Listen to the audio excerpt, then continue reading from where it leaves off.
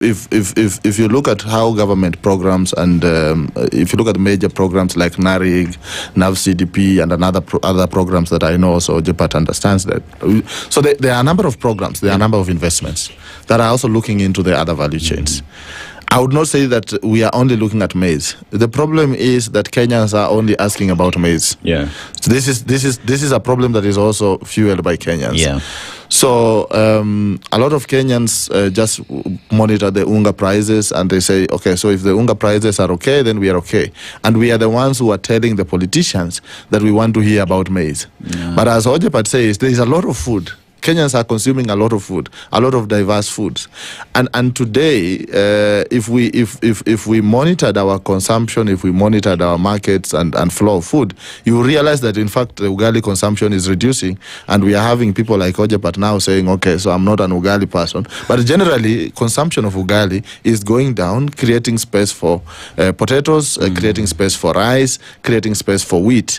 And if you are looking at rice and wheat, for example, and you look at how much we are importing for rice and wheat, then you see that we are not thinking about what people are actually consuming, how much wheat is being consumed, how much rice is being consumed, and the deficit that keeps growing between what is produced locally and what is consumed, at least for these two main starches. Okay. Now, yeah. So let me stay with you for a minute, Atamba, because people like what they know. Yes. Yeah. Yes. That the chances of you liking something else is based heavily on what you know. Yeah. If you don't know of this other thing, the likelihood of you to push for it then drops significantly.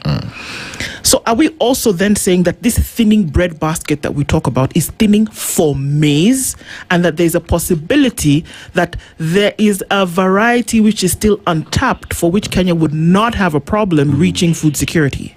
Yes. Yes, there is. If we become honest about what we are actually eating as Kenyans, definitely maize is a big part of it, but it is not the only part. It's not even indigenous to Kenya. Yes, so it's not the only part. I mean, in Western Kenya we can argue it's indigenous, but this is a different debate. You could start to argue. We could be here for a while. Yeah, but I think the biggest problem is really dealing with the fragility that are in the fragilities that are in the system.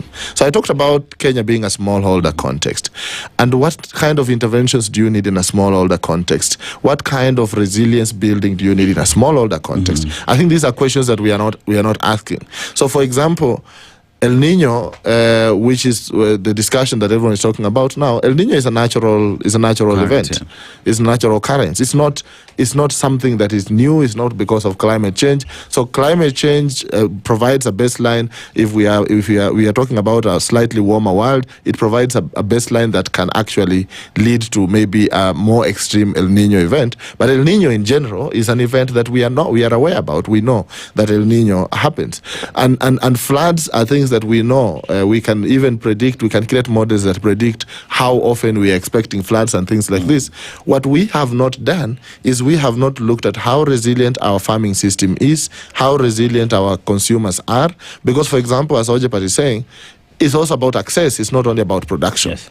And if more and more Kenyans, if more and more households are not able to afford food, then we always will have to come back to this conversation of subsidies, that we will have to subsidize unga at some point if people cannot be able to afford it. But that should not have been the case. If we deal with our income conversation, if we deal our job opportunities conversation, you don't have to subsidize consumption, because then consumption takes care of itself. And when you have a strong consumer base, when you have consumers that actually can afford the value of the food, then they can even afford to pay the farmer more for what they are producing, and therefore the system can work. So we have to move slightly, I think, broader than the discussion of how much is in the store, and maybe also just to say, you know, how much maize government buys is only 5% of what is produced. So the government capacity of NCPB is only 2 million bags, by the way, countrywide. So we are producing about over 40 million bags. So when the government says we are buying from farmers, what they are talking about is 5% of what we produce.